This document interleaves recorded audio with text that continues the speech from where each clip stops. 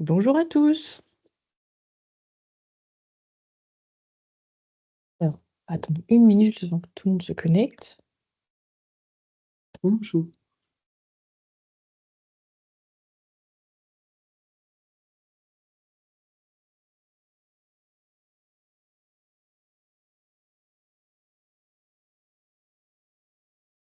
Et quelques noms me disent quelque chose, voire même beaucoup quelque chose.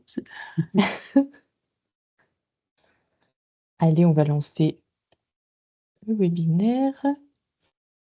Eh ben, bienvenue à tous. Merci d'être connectés entre midi et 2. C'est très gentil. Pour ce webinaire bonus, puisque nous avons l'honneur et la joie d'avoir Chloé Trontin, qui est conseillère commerce et tourisme, qui va nous parler de facturation électronique, un sujet brûlant, hein, s'il en est. Donc, sans transition, je fais juste une petite parenthèse sur tout ce qui est replay. On est en train de filmer actuellement, donc on vous proposera le replay d'ici quelques jours. Donc on enverra un lien à toutes les personnes inscrites. Donc pas de souci, si vous devez nous quitter en cours de route, vous aurez accès à l'entièreté du contenu sans aucun problème. Et juste pour le bon déroulé du webinaire, donc Chloé va présenter, donc, comme vous le savez sur Teams, quand vous présentez, vous ne voyez plus rien, c'est un petit peu la solitude. Donc ce que je vous propose, si vous avez des questions, c'est de les poser dans le chat, donc l'onglet conversation, et comme ça je l'interromprai, je vous dirai qu'il y a des questions. Comme ça, elle pourra répondre en direct. Ou si vous préférez qu'on attende la fin du webinaire pour poser vos questions, il n'y a pas de souci non plus. Et ben du coup, je pense que Chloé, on peut te dérouler le tapis rouge et t'écouter aveuglément. Bonjour à tous. Alors, comme Cécile l'a dit, je vois certains noms, mais je ne vous verrai pas, je ne vous entendrai pas, donc n'hésitez pas à me couper s'il y a des questions.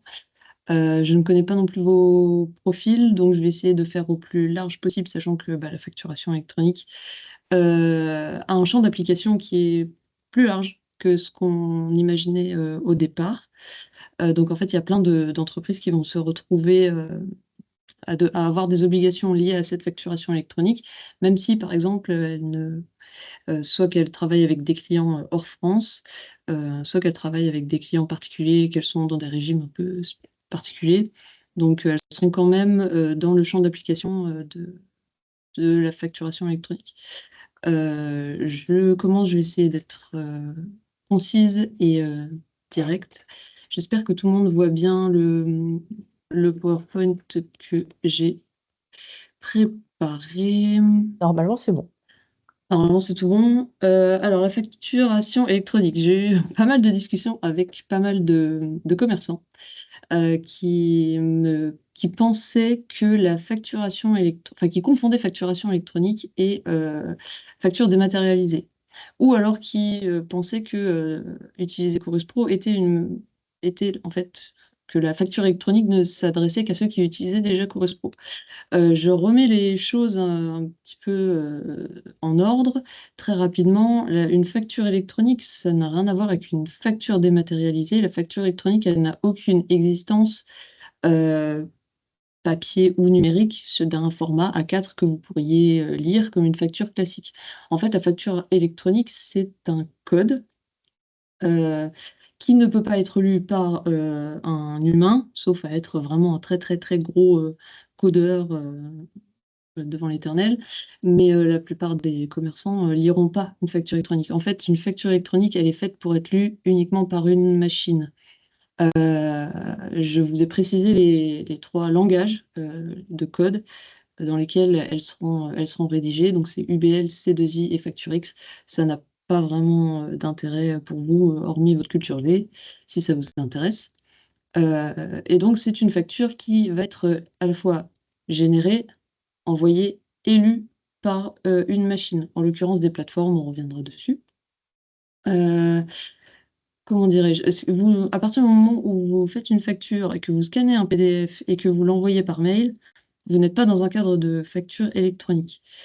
Si vous utilisez Chorus Pro, vous pouvez être dans un cadre de facturation électronique, mais pas toujours, parce que ceux qui utilisent Chorus Pro le sauront. Bien souvent, il vous suffit de prendre votre facture, de la scanner, de la charger sur Chorus Pro, et votre client, qui est un client public, si vous utilisez Chorus Pro, c'est pareil, s'il y a des questions sur Chorus Pro, je pourrais répondre aussi plutôt en fin de webinaire, parce que le sujet est vraiment pas le même. Mais, et donc, en fait, c'est une plateforme qui vous permet d'envoyer vos factures à votre client quand il est public. Et en fait, vous ne faites pas forcément de facturation électronique à ce moment-là. Vous faites la facture dématérialisée pour beaucoup. Voilà, donc la facture électronique n'a aucune réalité physique et surtout n'est pas du tout rédigée comme une facture classique. Pour autant, le point commun qu'elle va avoir, c'est qu'elle va contenir toutes les mentions obligatoires qui existent déjà pour une facture classique, papier ou numérisée, à ceci près que la réforme sur la facturation électronique introduit des mentions obligatoires supplémentaires. Mais on les verra après. Je pourrais aussi vous faire un rappel des mentions obligatoires sur les factures. Pour ceux qui n'ont peut-être pas encore édité, je ne sais pas si vous êtes en création d'entreprise ou si vous avez déjà votre entreprise et que vous facturez déjà à vos clients ou que vous recevez déjà des factures de fournisseurs. Mais voilà, on pourra revenir dessus. Dans la mesure où mon support est voué à être aussi diffusé, je vous ai mis pas mal de sources et pas mal de choses rédigées. Sachant que vous êtes concerné par la facturation électronique, à partir du moment, alors après il va y avoir des notions de délai, parce que la réforme est en train de se mettre en place. Grosso modo, au 1er septembre 2026, vous êtes concerné pour la réception et l'émission de factures électroniques si vous êtes une grande entreprise ou une ETI. Les PME et les TPE seront concernés uniquement en réception de factures électroniques, puisque forcément, s'il y a des grosses boîtes, classiquement, qui émettent des factures au format électronique, il faudra bien que leurs clients, si vous êtes une PME qui a pour fournisseur une grande entreprise, reçoivent cette facture au format électronique aussi. Donc, vous allez être vite dans le bain. Voilà, voilà. Donc, ça va s'imposer assez progressivement jusqu'à septembre 2027. On reverra une autre diapo qui sera consacrée à, voilà, à ces délais-là. C'est assez simple. Les impôts ont vraiment été assez clairs là-dessus. On a une première intervention dans le chat, si tu Oui, veux. oui. Quelle est la Alors, question? donc quelqu'un qui est en situation de création d'entreprise et qui dit Oui. qu'elle voudrait bien un récap pour les entreprises individuelles en micro. Et Ouais, aussi quelqu'un qui dit je suis auto-entrepreneur depuis juillet 2024. Ça m'intéresse. ok, d'accord, on a des micros. Eh ben, c'est bon à savoir. D'ailleurs, je vais rester un petit peu sur cette slide-là pour vous mettre déjà un petit peu dans le bain de voilà, la réforme, comment elle va s'appliquer, à qui elle va s'appliquer et les délais d'application. On a déjà une petite bête un peu bizarre écrite en anglais qui s'appelle e-reporting. Alors, il faut savoir que dans le langage de la facturation électronique, quand on vous dit e-invoicing, un invoice, ça veut dire une facture. C'est vraiment une facture électronique à proprement parler lorsque vous êtes dans le invoicing. E-invoicing. Même moi, j'arrive pas à le dire. Et vous avez aussi le e-reporting, qui est en fait une obligation pour vous de transmettre aux impôts, à la DGFiP, un certain nombre d'informations de transactions euh, qui vont faire que, en fait, ben, quand vous êtes en micro, même si vous êtes en franchise de base de TVA, vous êtes quand même dans le champ euh, d'application de la TVA, déjà ne serait-ce que parce que en fait, vous la payez quand vous êtes en micro, vous ne la collectez pas et c'est pas de la TVA collectée et déductible, vous la payez tout simplement. Donc en fait, à la fin de l'année, je ne sais pas si vous avez un comptable ou pas. Probablement que non si vous êtes en micro, mais grosso modo, à la fin de l'année, l'expert comptable d'une entreprise fait ce qu'on appelle une déclaration de TVA, c'est-à-dire qu'il va dire aux impôts ce que l'entreprise a avancé en TVA, ce qu'il a payé auprès de ses fournisseurs, prestataires de travaux, etc., etc., même son loyer parfois, et ce qu'il a collecté auprès de ses clients finaux. Et donc, en fait, l'expert comptable va faire remonter ça en fin d'année dans la déclaration de TVA. Les impôts vont faire un plus, un moins, et soit réclamer à l'entreprise comment dirais-je, de faire remonter le surplus de TVA qu'elle a collecté, soit lui rendre la TVA si elle a trop avancé de TVA par rapport à ce qu'elle a collecté. Voilà grosso modo comment ça se passe. Et alors pour les entreprises en micro, c'est vous qui payez la TVA. Donc effectivement, quand vous payez vos fournisseurs ou vos artisans prestataires, vous la payez, pas vraiment que vous l'avancez, c'est que vous la payez, on vous rendra rien. Et vous pouvez penser que vous n'aurez plus rien à faire. Or, c'est pas tout à fait exact, parce que vous allez non pas être dans le champ du e-invoicing, mais dans le champ du e-reporting. C'est-à-dire que vous allez devoir envoyer aux impôts vos informations de transaction auprès de vos clients. Et en plus de ça, si vous avez des fournisseurs qui sont des grosses entreprises, donc qui ont déjà l'obligation d'émettre des factures, vous allez devoir de toute façon recevoir vos factures de façon électronique. Donc vous serez quand même les deux pieds dedans, un pied et demi dedans, on va dire. Donc vous allez devoir recevoir des factures électroniques, et si vous n'émettez pas de factures, parce que vous avez par exemple des clients privés, particuliers, vous allez devoir quand même envoyer aux impôts tous ces éléments de transaction sur lesquels on va revenir. Alors c'est valable si vous avez des clients particuliers ou si vous avez des clients hors France. Sachant que voilà, la TVA en France, c'est vraiment franco-français, européen, même s'il y a des TVA, certains peuvent avoir des numéros de TVA intracommunautaires, mais la TVA française doit vraiment être collectée et remontée aux impôts français. Donc, c'est un petit peu l'idée. Donc, faites attention sur ce slide et sur le langage des impôts, parce que quand vous voyez, c'est pour ça que je reste un petit peu sur ce slide, mais quand vous voyez grande entreprise, ETI, et l'autre catégorie, c'est PME et micro-entreprises, on entend par micro-entreprise les TPE françaises. C'est un langage européen, ça, pour le coup. Que vous pouvez recevoir, enfin, que vous pouvez aussi lire dans certains écrits de la région aussi.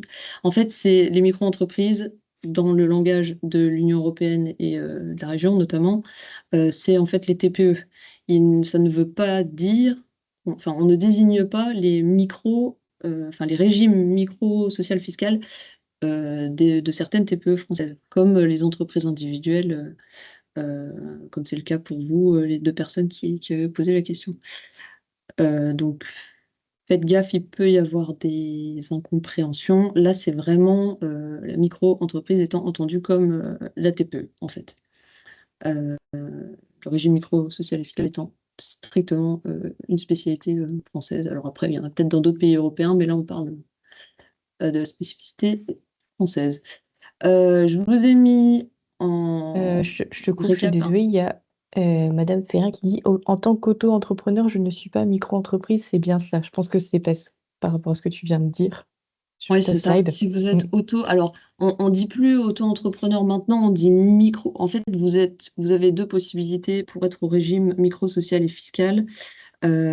C'est soit être en entreprise individuelle, c'est la grande écrasante majorité des entreprises qui sont au régime micro, social et fiscal, ou alors c'est aussi possible en EURL. Dans tous les cas, vous êtes toujours tout seul. Une EURL, c'est une SARL associée unique, je le rappelle. Et donc, effectivement, vous, si j'ai bien compris, si vous me dites auto-entrepreneur, c'est que vous êtes en entreprise individuelle, je pense, au régime micro, social et fiscal français.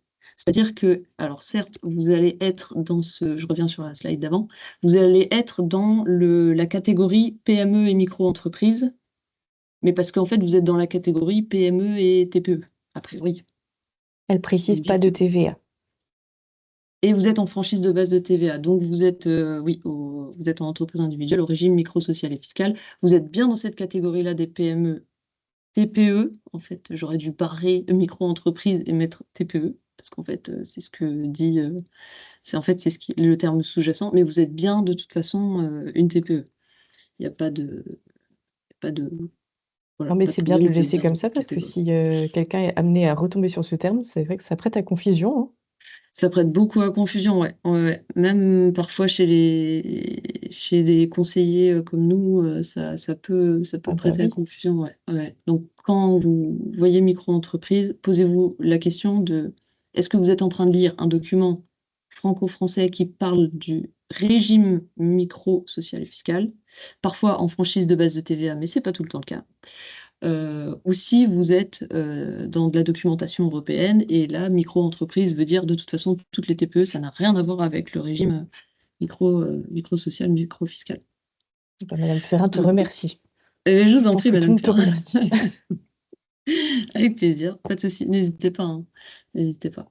Et donc, vous, en fonction de votre activité, vous allez certainement, alors c'est pareil, j'ai mis des hypothèses, mais à partir du 1er septembre 2026, si vous avez des fournisseurs qui, eux, émettent déjà à votre intention de la facturation électronique, vous allez devoir recevoir ces factures électroniques, même si vous me dites que vous avez un client particulier et que vous n'êtes pas obligé d'en émettre pour vos clients. Par contre, vous allez devoir en recevoir de la part de vos fournisseurs. Donc, vous allez être concerné. Voilà, voilà. Et par contre, à partir du 1er septembre 2027, vous devrez donc soit émettre vous-même des factures électroniques quand vous avez des clients pro et quand pro et en France. Et quand vous avez des clients particuliers ou hors France, transmettre ce qu'on appelle le e-reporting, donc transmettre à l'administration fiscale vos données de transaction. Je vous ai remis euh, tout le bazar bien en place, et j'ai même fait une petite colonne supplémentaire pour les entreprises individuelles ou les EURL, parce qu'il y en a quand même parfois, au régime micro. Voilà, sachant que la première colonne, grosso modo, c'est tout de suite, ils sont dans le bain. Dès septembre 2026, ça va arriver pour eux. Ils seront obligés de recevoir et d'émettre des factures électroniques pour leurs clients. Euh, et voilà. Et après, ça va être un peu plus ajourné dans le temps pour les PME et puis les TPE. Et évidemment, bah, pour les entreprises au régime micro comme la vôtre. Je vous ai remis l'explication que je vous ai déjà donnée sur voilà, le e-invoicing et le e-reporting. Vraiment, ça, gravez-le dans votre tête pour après, quand vous allez lire un certain nombre de documents, savoir de quoi il s'agit, quoi. Sachant que voilà, le e-invoicing, c'est vraiment la réception et l'envoi de factures électroniques au sens propre du terme. Sachant que ce sera vraiment obligatoire. Il y a pas de voilà, là, c'est passé, la loi a été promulguée, la réforme est inscrite. Je vous montrerai en fin de diapo, j'ai mis les sources qui sont essentiellement, qui viennent de Légifrance, hein. De toute façon, c'est l'alpha et l'oméga de la loi en France, de la loi et des règlements. Donc voilà, si vous voulez aller fureter, vous verrez que le code général des impôts a été modifié pour introduire la facturation électronique. C'est écrit noir sur blanc. Je te Alors, demande si tu comment... peux revenir en arrière, si c'est possible, Oui, sur le reporting. oui, Je pense que c'était pour noter la définition. Mais quoi qu'il en soit, ne vous en oui. faites pas, on vous envoie le replay, donc vous pouvez faire pause indéfiniment sur Chloé à partir du moment où on vous envoie le replay. Ce sera sympa. Ouais. Le e-reporting, c'est vraiment pas l'envoi d'une facture, c'est l'envoi, si vous n'êtes pas obligé de faire une facture électronique, d'informations concernant les transactions que vous avez faites avec vos clients. En gros, ça permet à la DGFiP d'avoir un maximum d'informations sur toutes les transactions qui se font sur le sol français et Écoute, c'est bon qui donc sont apparemment. susceptibles de concerner la TVA. C'est tout bon. Ok, Merci. de rien. Donc, ce que vous allez beaucoup entendre, notamment, je pense, des experts comptables, pour ceux qui en ont, éventuellement des banques, parce que les banques utilisent déjà des solutions de facturation électronique pour elles-mêmes et pour leurs clients. Et l'Ordre des experts comptables a lui aussi sa propre plateforme de facturation électronique, pareil, pour eux, pour leur utilisation à eux en tant qu'experts comptables et de cabinet d'experts comptables, et puis pour leurs clients aussi. Donc, grosso modo, les experts comptables vont souvent euh, eux-mêmes déposer pour vous, leurs clients, vos factures sur ce qu'on appelle des plateformes de dématérialisation partenaires.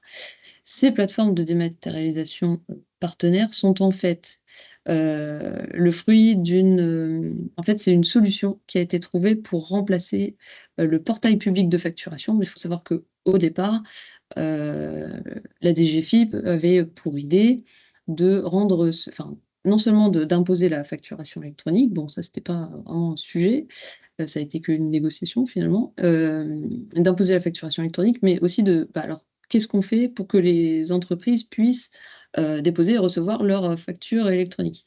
Eh ben, la DGFiP commençait à créer un portail public de facturation. Elle était donc publique, étatique, vraiment c'était celle des impôts, et a priori elle était pensée comme gratuite.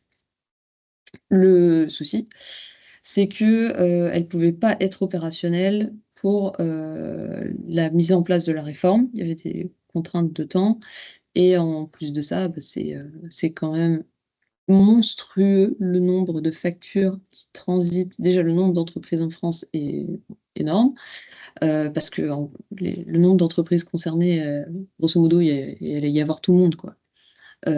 Et ça représente pour certaines boîtes énormément, énormément, énormément de factures. Donc c'était grosso modo trop gros pour le portail tel qu'il était pensé au départ.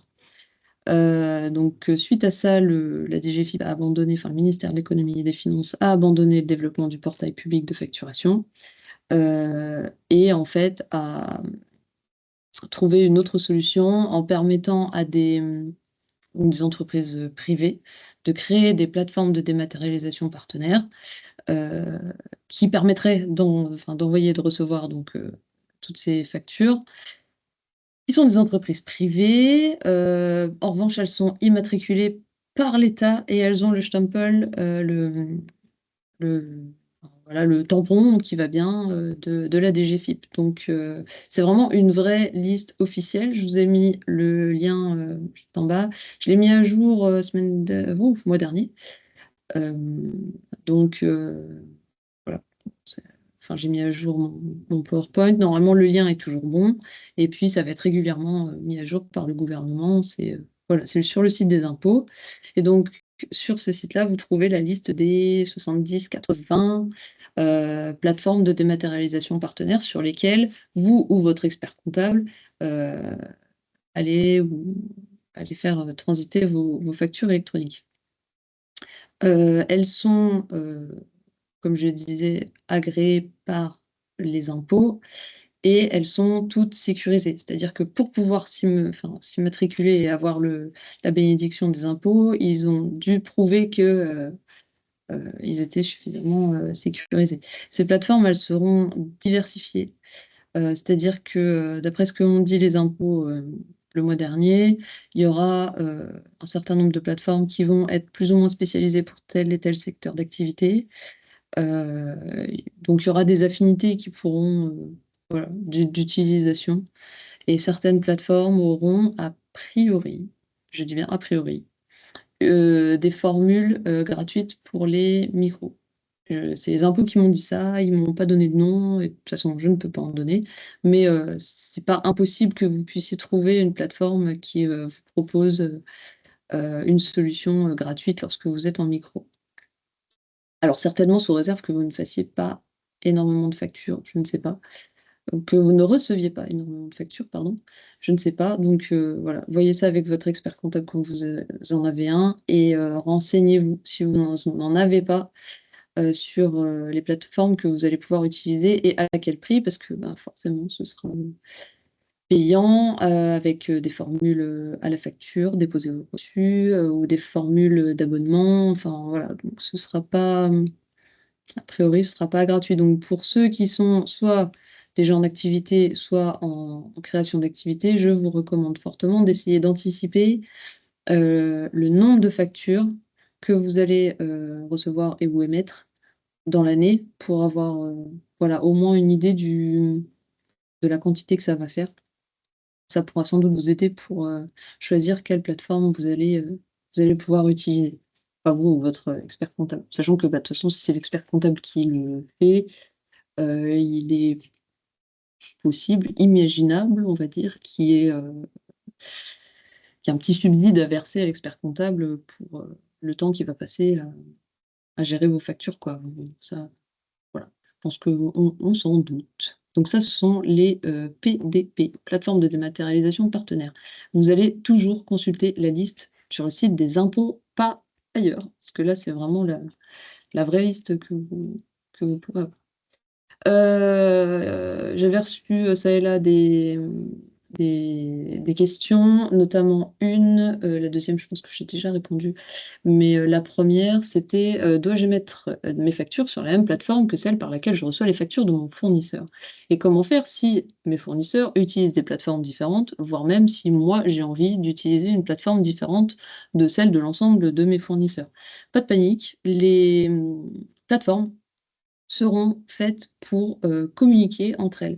C'est-à-dire que si vous avez un fournisseur qui utilise plateforme A et que vous voulez par, je ne sais quelle raison, parce qu'elle est, plus jolie ou parce que bon, elle vous plaît plus, elle est plus pratique, je ne sais pas. Aucun problème, votre fournisseur, il pourra déposer sa facture via cette plateforme-là et vous, la plateforme que vous allez choisir, vous pourrez recevoir la facture. Les 2 plateformes vont se transmettre les informations, correctement, il y aura pas de souci. Et donc même si vous avez plusieurs fournisseurs, il est évident que vous n'allez pas faire le tour, avoir, 15 comptes sur 15 plateformes différentes pour recevoir à chaque fois vos factures en fonction de où, votre fournisseur a déposé sa facture. Ça, c'est évident. Donc vous choisissez une plateforme, ou plusieurs si vous voulez en avoir plusieurs, hein, ça ne me regarde pas, mais vous choisissez, votre plateforme, selon vos besoins, certainement votre activité aussi. Donc voilà. Et la deuxième, c'était: «Mes clients sont à la fois des entreprises et des particuliers». Donc oui, vous êtes bien, concernés par les 2 dispositifs, facturation électronique et transmission des données de transaction. Voilà, je vous laisserai, revoir, ça. Tac, tac, tac. Ta ta ta ta ta. OK. Bon, je reviens sur le e-invoicing, et je vous ai mis l'article, en fait, du code des impôts qui est modifié donc par le fameux décret du 4 octobre 2022 sur la généralisation de la facturation électronique. Sachant que, comme je l'ai dit en début de webinaire, vous allez retrouver dans la facturation électronique toutes les mentions obligatoires d'une facture qui sont la date de facture, le numéro de la facture, la date de la vente ou de la prestation de service, l'identité du vendeur ou du prestataire de service, l'identité de l'acheteur ou du client, je suis en train de lire, je ne connais pas par cœur, le numéro du bon de commande, donc du devis, le numéro d'identification, à la TVA, donc pour ceux qui sont, voilà, qui sont concernés, la désignation et le décompte des produits et services vendus, qu'est-ce que je vends, en combien de quantité, le prix catalogue, quand il y en a un, le taux de TVA légalement applicable, évidemment, la majoration ou réduction de prix, s'il y a des restos, des choses comme ça, la somme totale à payer, évidemment, en hors taxe et en TTC, ça c'est en gros, en gras, en rouge. J'exagère, c'est pas mais en tout cas, ça doit être là et l'adresse de facturation. La facturation électronique, vous dit qu'il faut bien, bien, bien, bien, bien préciser le SIREN du client, donc évidemment quand c'est une entreprise, la catégorie de l'opération. Il faudra bien catégoriser les opérations, les transactions que vous faites. L'option de paiement à la TVA sur les débits, le cas échéant et surtout l'adresse de livraison des biens, si elle est différente de l'adresse de facturation. Donc voilà, faites gaffe à ouais, l'adresse de livraison, si c'est des biens et puis, la catégorie de l'opération, sirène du client.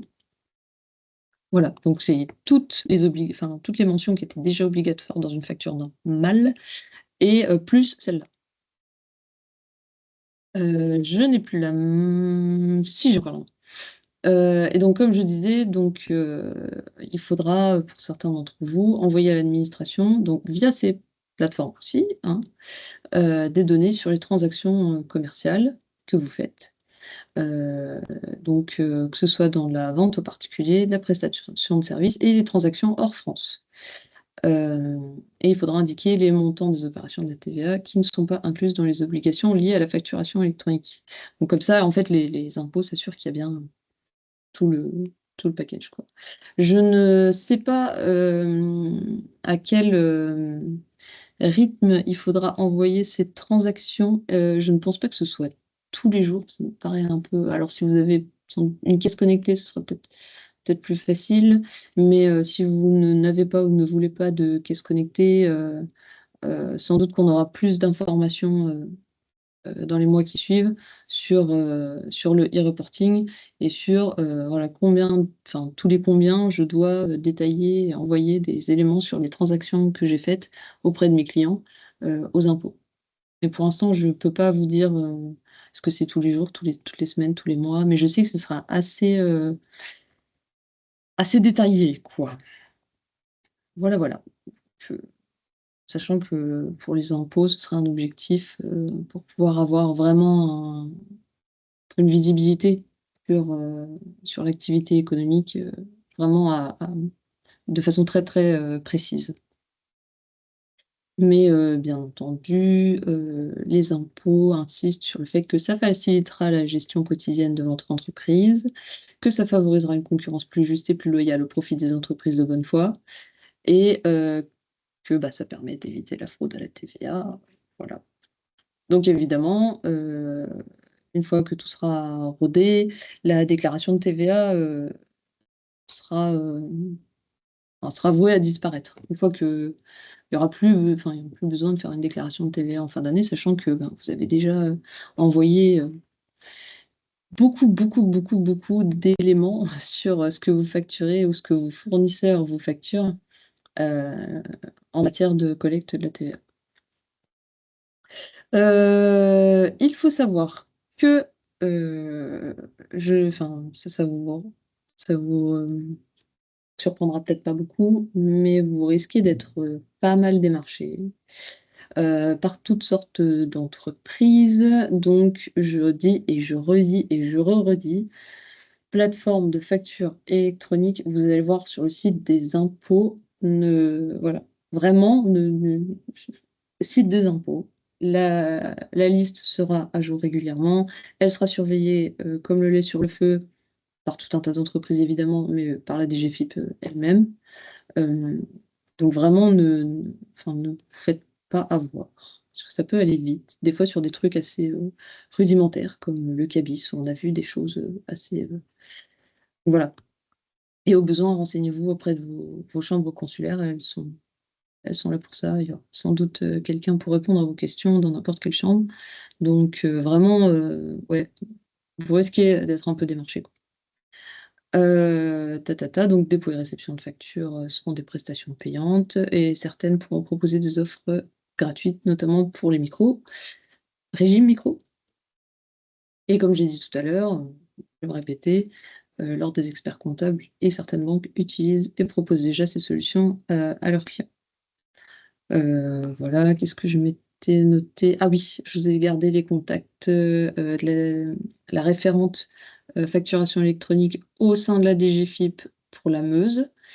Donc c'est Céline Rémy et Sandrine Perron qui seront les 2 référentes, donc aux impôts. Elles sont à la DGFiP, à Bar-le-Duc, à la cité administrative. Et n'hésitez pas à les contacter par mail, voilà, elles seront assez attentives, à toutes les questions que pourront se poser les entreprises. Qu'est-ce que j'avais mis d'autre? Je ne sais plus. Ah oui, je vous ai mis les sources, les sources. Alors je vous ai pas mis les liens, j'aurais peut-être dû mettre les liens, mais en tout cas vous pouvez les retrouver, très, très facilement sur Légifrance. En fait, Légifrance où vous avez tous les codes, Vous avez toutes les lois, tous les règlements, enfin, vous avez tout ce que vous pouvez chercher en matière de réglementation, ça se trouve sur Légifrance. Donc là, vous allez piocher dans le Code général des impôts et vous avez les quelques articles qui ont été modifiés pour, pour introduire donc les obligations en matière de facture électronique. Je voulais que vous ayez vraiment les vrais mots, des vrais articles de loi, ce qui vous permettra de, voilà, de creuser ou si jamais il y a un doute, un litige, quoi que ce soit, que vous puissiez avoir vraiment les textes tels quels, quoi. On a une Euh, petite question. oui. Est-ce que tu as le nom des référentes en Haute-Marne? Et non. Alors, en Haute-Marne, j'ai un nom. J'ai un nom, parce que j'avais noté son nom quand j'étais allée aux impôts et il m'avait dit. Non. Alors, désolé, je regarde. Plus c'était des notes manuscrites, Monsieur Touvenin, Thouvenin. Il serait basé à Chaumont. Voilà. Ça vaut peut-être le coup de se rapprocher du centre de Chaumont. Ouais, ouais, ouais.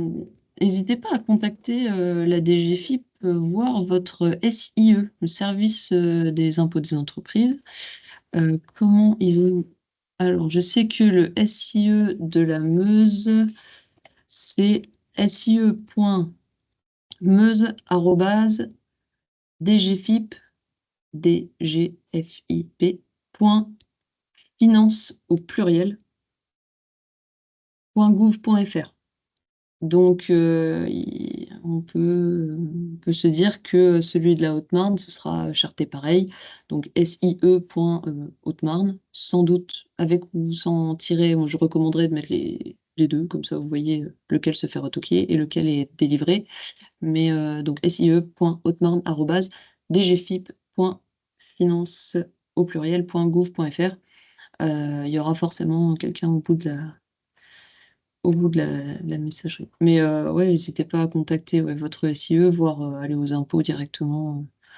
De toute façon, la DGFiP, c'est quand même très structuré et ils savent très bien qu'avec la facturation électronique qui va arriver, ils vont avoir des questions très régulièrement. Donc, ils s'attendent à avoir, il y a très vraisemblablement aussi des référents en Haute-Marne. Et je j'ai pas les noms. Je sais qu'il y a un certain monsieur Touvenin qui était là quand je suis allée à la DGFiP me rencarder, mais j'ai pas les noms des personnes qui seront vraiment derrière les mails. N'hésitez pas à envoyer des mails et puis à téléphoner aussi. Ils sont assez réactifs. En tout cas, je sais qu'en Meuse, ils sont réactifs, ouais. Sachant qu'en Meuse, le SIE se trouve à Bar-le-Duc uniquement. Il n'y a plus de SIE à Verdun. SIE, service d'imposition des entreprises. Voilà. Voilà, voilà. Bah, c'est à peu près tout. En fait, ça va vite, hein, quand on y regarde de plus près. Donc, faites gaffe, il y a de fortes chances pour que vous soyez dans le champ de la facturation électronique, même si vous n'avez pas vous-même l'obligation d'envoyer des factures à vos clients. Même si vous êtes en micro, même si vous bossez avec des clients qui sont hors France, vous allez avoir un certain nombre d'obligations pour lesquelles les impôts vous attendront au tournant.